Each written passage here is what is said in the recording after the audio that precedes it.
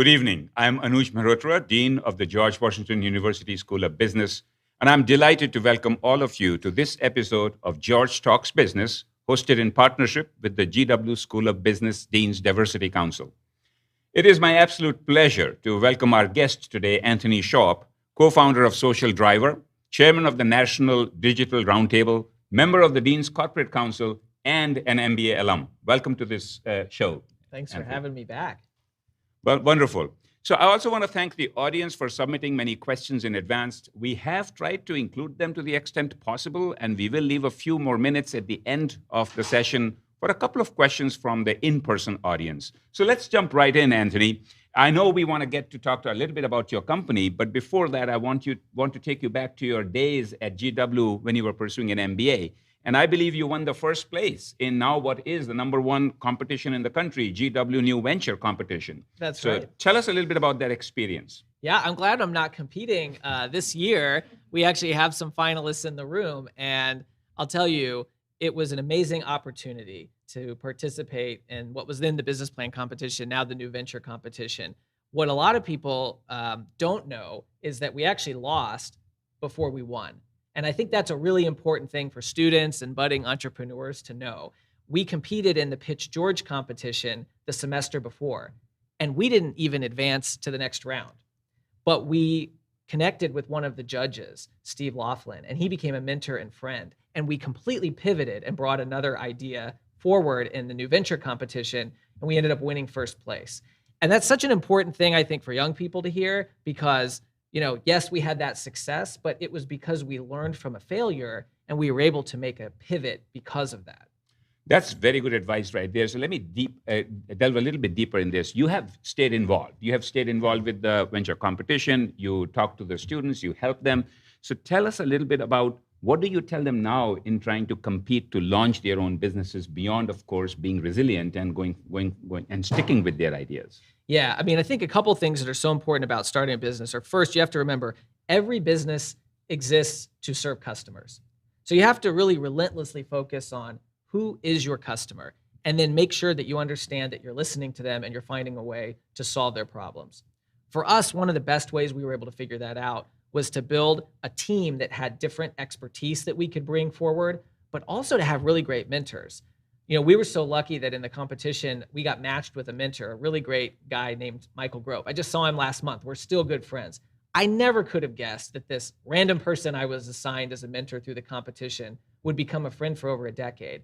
But finding people who can give you honest advice, who can tell you what things that you maybe need to change and adjust along the way and give you that kind of push, that was so critical for us to compete. So find mentors, find a team that you can work with, and build a community so that you can focus on your customer and make sure you're solving their problems. All excellent advice. So let me shift back to the company that you founded, Social Driver. I would love to hear a little bit about the overview of the company. And did it just meet with success immediately? Did you hear some no's in the beginning? And if you did, how did you push forward and kept going to make it a successful company?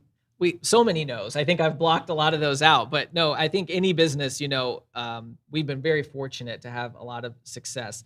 We've gotten great clients and we have some great accolades. But it was a journey. My husband, Thomas Sanchez, and I founded the company together 11 years ago. I can't believe it's been 11 years. And when we started, we didn't know every service we necessarily wanted to offer, but we had this mantra that we came up with. We said, the future's bright. We're going to be optimists, and we're going to try to see what opportunities there are in the future so that we can achieve things that are, amazing for our clients and ourselves. We said, all progress is social. This idea that we have to work together. In today's world, your customers are your marketing. If you can't get your customers to help advance what you're doing, you can't get very far. So what's that social element? That's what we meant by Social Driver, people, not necessarily just social media. And then lastly, the drivers make history. There are folks in this fast-moving environment that just say, I'll sit on the sidelines and see what my competitors do, and then I'll catch up later. If you ever do that, you're always going to be behind because they're on to the next thing. So we said, you have to be willing to try and fail. And I know you've talked a lot about the success of the business school, about taking risks and how important that is. You have to be willing to take risks and do things that may not always work out, but that you can learn from. So from that mantra, we were able to build the foundation of the company. Now we have over 50 people in 5 cities across the US. We work with Amazon and Cigna and Target and all these wonderful clients.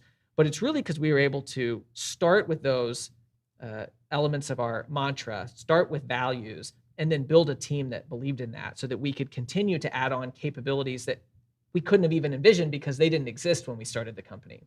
Yeah, every time I talk to you, your optimism certainly comes through. So this is again one of those days. So, but tell us a little bit now. You have been successful with this, but take a step now and say, think about the future. Where is digital marketing changing, and how will it change? What will be in digital marketing, let's say in 3 to 5 years from now? Yeah, when we started, digital was sort of a separate thing. Like, oh, I have an agency, and then maybe I have a digital agency to do other things. Now, digital has become embedded in everything we do. So it doesn't make sense for it to be a standalone category. What we're seeing is brands shift more and more to focusing on their purpose and what they stand for. And again, this is what you're preparing the students for here. So it's why we're so connected. We have to understand, why does my brand exist? Why does my community want me to exist? What benefit am I adding to the world? And a great way to do that is to include others. So that's a big part of digital. Digital is also becoming more people-centric. The brands I'm working with are saying, gosh, when I focus on my LinkedIn strategy, I'm not going to just focus on my company page. I need my leaders to build their personal brands. Just like if CNN calls or if you call, you can't send your logo. Well, I can't send my logo to do my work for me on LinkedIn. I have to have my executives, my leaders do that. So we're seeing much more of a people-centered approach to marketing. And there's a framework I use a lot when I work with clients on that. Rather than focus our marketing strategy just around the channels we use, like paid media or earned media, we want to put people in the center and ask, how can we get people's attention? How can we reach them in this very busy world where we all are competing for attention? How can we find out what their intention is and intercept them to help them solve problems? They may not know that your brand is going to help them, but then they Google a question. And if you provide them the answer, you've had some success there. And then lastly, what we call mention. How can we get other people to mention us and talk about us? We're much more likely to believe a friend or a colleague than what a brand says about themselves. And so if we think about organizing marketing around those 3 dimensions, we come up with strategies that I think are much more effective for us to advance our brands, to advance our marketing goals. Very interesting. So you mentioned some of the opportunities there, but one of our students, Brandon, he is asking, what is the biggest challenge you think, especially in this age of social media, that this would encounter? And while you're at it, you can help me also develop not my anti-social agenda, but perhaps advise me on how can I leverage social media better for the school? There's so many challenges we're facing around social media. We have a lot going on with data and privacy. We have a lot of things going on with misinformation. I always want to look at where are some of the bright spots and how can we focus on those. So first thing is, when I'm working with executives, to your point, they sometimes want to use social media a bit like a megaphone, kind of like a broadcast mechanism. But I want them to think of it like if they were going to a networking event. What would they do? They'd probably find people that they already know and trust. If they walked into an event for the first time, they'd gravitate to that person in the room they recognize. Guilty as charged. That's what we all do, right? I go to the bar, then I go to the people I know. But then we see, well, what are they already talking about, right? What's the conversation? And we don't just say, guess what I did today? We join the conversation where it's appropriate. And at a networking event, some people, they walk around and they may meet 30 people and get 30 business cards. It works for them. Some other people might have a couple quality conversations and that's it. We all have a different style. And I want us to think about social media like that. We can apply the style that works for us and be successful. We don't have to have that FOMO because we're not doing what the other person is doing. They have more followers or they post more videos. So I think if we really humanize it, we think about people, that's going to help us. Now to Brandon's question, one of the biggest challenges is measuring success. Because you can measure so many different things on social media so quickly, like followers and likes, people sometimes focus on those easy metrics. They're not always the best metrics, right? Your follower count on Twitter is easy to measure really quick, but it's not necessarily the most indicative of success. So we have to take a step back and understand, what's the brand journey we're going through? What is our business trying to accomplish? And then how can we identify what metrics will move us toward that? And it's not always direct response. It's not always how many people bought a ticket by clicking on this link in my tweet. How did you change people's impression of you? How did you deepen relationships and build trust? How did you show them the impact that you're having? And so that's one of the big challenges we're facing is when it's so easy to measure one thing, how do we get people to understand there are other qualitative metrics we need to pay attention to? And we're all still working on that, but I think there's some strategies to get there.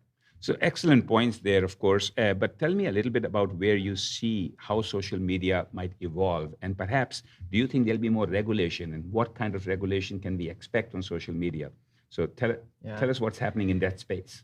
I know we're really close to the Capitol, so I wish I could predict what they're doing over there because it is sometimes difficult to say. I mean, policymakers sometimes seem like they're not as knowledgeable about these platforms as we would like them to be. There's definitely a push toward more regulation. And I think that it makes a lot of sense for us to ask questions about how bad actors can use these platforms and take advantage of people, whether it's elderly people or whether it's voters in an election. So I think we're going to see some trends toward that, but we're also seeing some self-regulation that might help to move things because consumers, we're all saying, hey, we think there's some ways that these companies can be better. So that's definitely a focus that we should all be paying attention to. I think in terms of where the future's going, we're seeing more private social media. We're seeing people spend more time in private groups or an Instagram account that's private where you don't have as many followers. Facebook groups, nextdoor.com is a very fast growing social media platform where people engage with their neighbors. And that's a trend that we're seeing that's a little different from what we were seeing maybe a decade ago in the advent of social media. I feel really proud. I understood everything you said there, and all the platforms. I was aware of them. So unlike what my daughters tell me, I actually know what social media is then. So let me. One of the things that we are very excited about at GWSB, of course, is the innovation district that's coming up, the Penn West Innovation District, and of course, being an entrepreneur yourself. You are probably keeping track of that as well in the Golden Triangle bid. So tell us a little bit about how the students here should be thinking about taking advantage of that and what it might mean for the School of Business and for GW overall. Well, I love that what's happening there with the Innovation District because one of the pieces of advice I always give students is to get off campus, right? There are so many great opportunities on campus. So I love that you're creating this opportunity, but it's adjacent to campus, right? We don't have to go too far. And one of the things that was probably most helpful to us when we were getting going is that we found mentors and we went to tech meetups and we did stuff. And I'd bring other students, we'd get off campus and engage in those activities. We even, when we launched our company, started a co-working space. It was the first co-working space in downtown DC called District.io before WeWork even existed. And we partnered with GW to have students in there as an incubator space. So I think that there's something there about getting students connected to the entrepreneurial ecosystem because it doesn't just help the students. The ecosystem, the innovators need to learn from the trends of students. I learn every day. I mean, there's Ashwath who's in the audience here today who is a student who has a startup. We were just talking about social media platforms and he was teaching me things just before we came in here in a conversation. So we need that back and forth. We're all going to learn from one another if we do that. So what you all are doing with that district, I think it's forward thinking and I'm excited to be a part of it however I can. Wonderful. So you mentioned everybody learns from students. We do too. And actually the world is learning from students in terms for a new movement called Tech for Good, for example, right? So tell us a little bit about that and how entrepreneurship and marketing can be really, can be leveraged as a means for good in the world. I think that we all realize that there are so many challenges in the world that we want to help address. And so I love seeing different companies say what they're doing. It really put their money where their mouth is. One of the things Social Driver did is we launched a foundation several years ago called the Driver Foundation. We donate 1% of our company's revenue each year to charity now, which is a major thing for us to commit to do, but it's something we're really proud of. And we're able to support groups in the district like LearnServe International, which teaches high school students how to be social entrepreneurs. There's also ways that we can just look at the advocacy we do as a company in terms of diversity, equity, and inclusion, and our recruiting practices, the type of expertise we bring to our clients. I've learned that even clients who don't come to us saying that diversity, equity, inclusion is at the top of their agenda for marketing, when they zoom out and look at what they're trying to accomplish, the world is becoming much more diverse, our country in particular, and the younger people that they're trying to recruit have expectations that are very different. And if it's not embedded in what they do, they cannot be successful as marketers. So that's an element of using our technology solutions and using creative services to create a better place. And that's just been at the heart of what we've done at Social Driver ever since we got started with our mantra saying the future is bright, progress is social, we have to work together, and let's be part of it. The drivers make history. No, excellent points. And I feel like I have to ask you this question because you have, as a co-founder, built this company, but you've also now 50 people all across the US. And so there have to be some leadership lessons or leadership principles that you're using to really get your team to thrive. So tell us a little bit about what that might be. One of the things that we did early on that I think was really effective is we got the core team together. And you know, two of our very first hires are still, oh, somebody didn't follow the silencing instructions. Two of the very first hires that we had actually are still with Social Driver. And that team, we got together and we identified what are our values as a company? Things like feel good at the end of the day, ask questions, even if you think you know the answers, believe we can do better. And we said, look, we're not always going to be able to micromanage every decision. And when you hire people under you, the directors and the VPs, you can't do that either. Let's remember what those values are. And let's use those values to drive our behaviors. And I think that that's such an important thing for companies to do. Identify what your norms are, identify what your values are, and use those to empower people to make decisions themselves. And guess what? The people closest to the problem or the opportunity, they have more information. They're going to make a better decision if they're empowered with values so that we're all moving in the right direction. So I think that's the most important thing that we did as a company. Now, as we've grown and evolved, Thomas is the CEO of the company, and our leadership primarily reports up to Thomas. And so I get to watch a lot of that stuff in action. And then I spend a lot of time with our clients and externally. And I find that I watch these problems, opportunities, and solutions. And when they're aligned with the values, we always do what we should do. Those are very wise words. And that's why I love having you on the Corporate Council to keep us getting this kind of wisdom from you. But you have been a celebrated leader for inclusivity, earning recognition, not just in the greater Washington area, but nationally. I believe Clutch and National LGBTQ Chamber of Commerce has done that as well. Can you talk a little bit about your business model as it relates to diversity, equity, and inclusion, which you have mentioned a couple of times today? Yeah, well, thanks for mentioning those awards. We're really proud of the recognition that we've gotten from the NGLCC and Clutch and these other groups. For us, what's so powerful about it is those are awards that we've gotten because they've come directly from client nominations or client reviews. Clutch interviewed more than 50 of our clients, and they ranked us on a number of different rankings, number 3 agency and on their global listing, number 1 LGBT owned, number 1 minority owned. What that says to me is that it's really important that we let our whole team bring what they are to the work that we do. That diversity element is so important.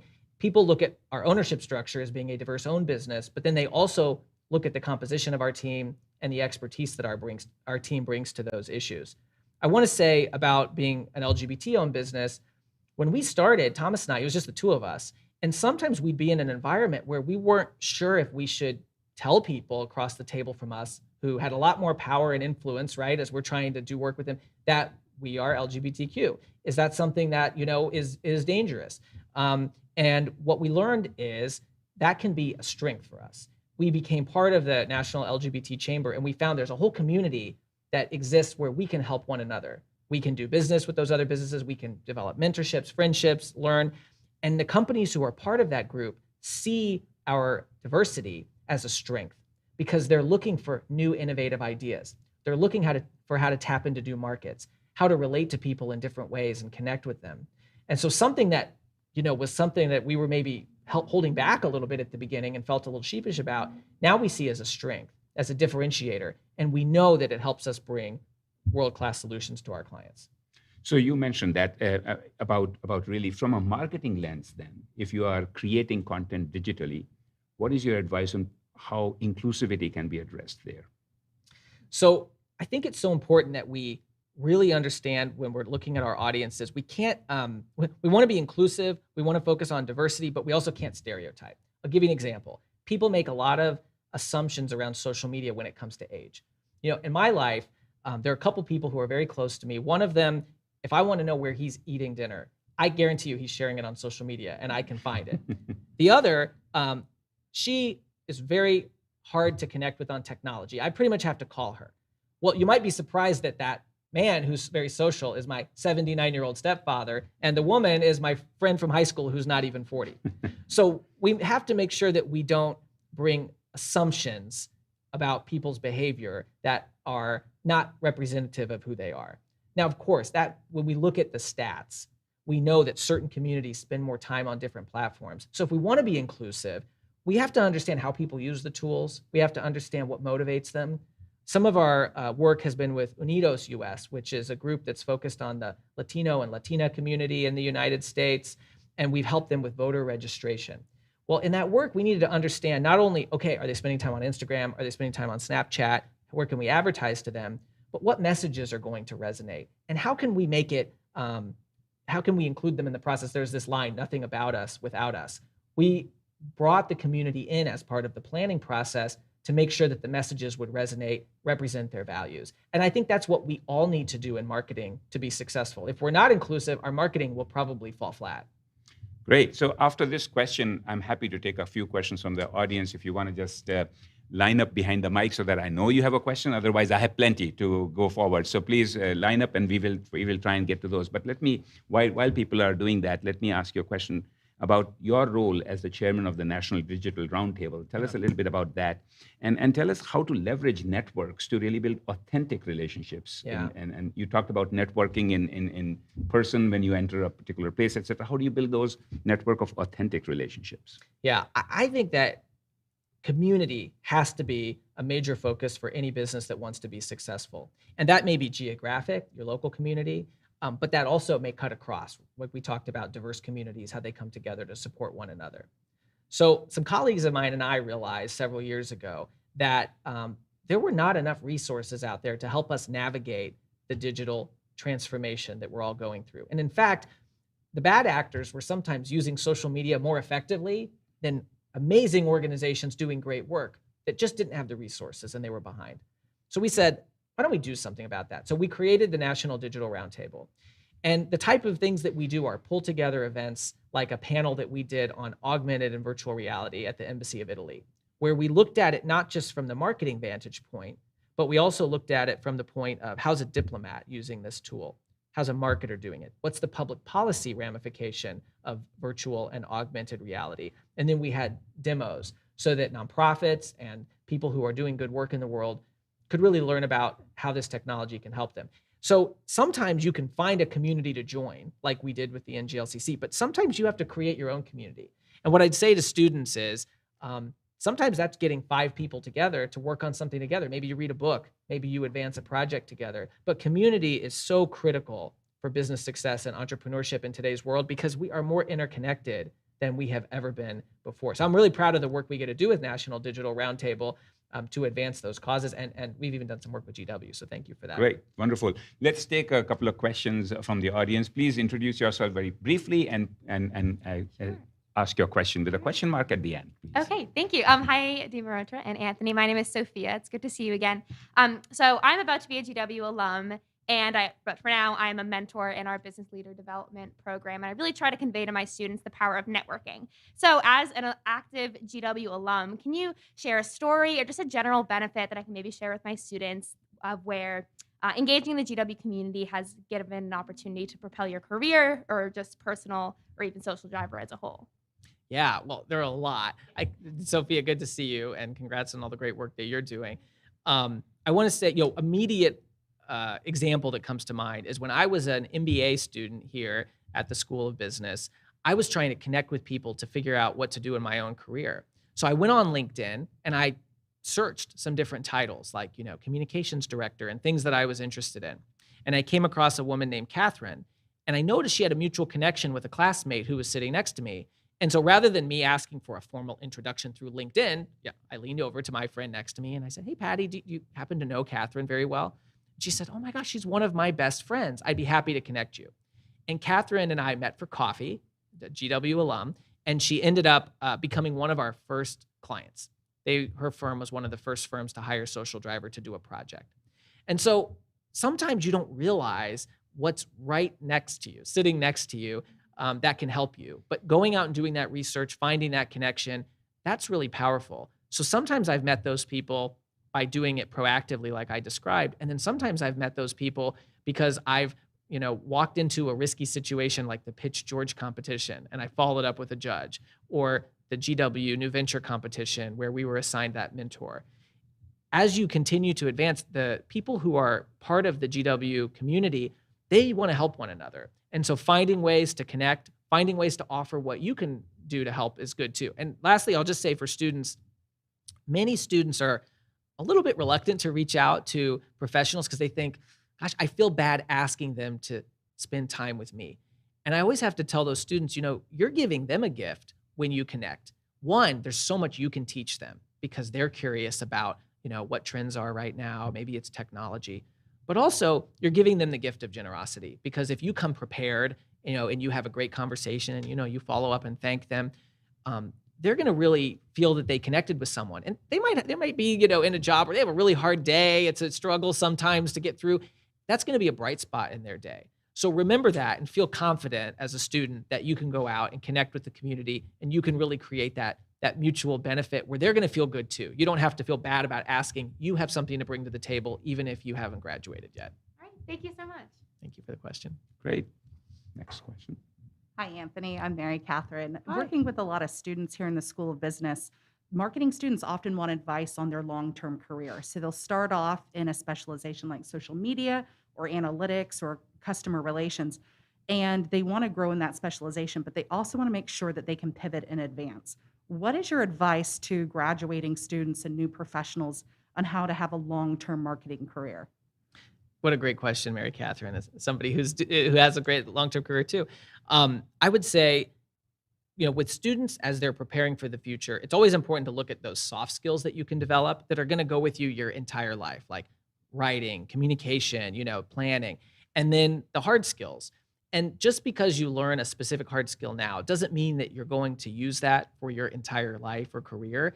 That tool may not exist in the future, but you're going to learn something from that you'll be able to take away and apply.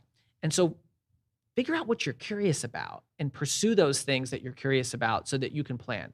The other thing that you can do for a long-term future is build those relationships now and connect with those people on LinkedIn or whatever platform you use to stay in touch with them. I can't tell you how many times I find somebody on LinkedIn who's in this really senior position. They're doing this amazing work. I met that person when they were an intern or a campaign volunteer or a student. And especially in DC, people move up pretty fast. And so building those relationships, and not just to network. I don't always even like the word networking because it sounds so transactional. Build friendships, build relationships, find things in common with people so that you can develop a community. And GW is such a great community already.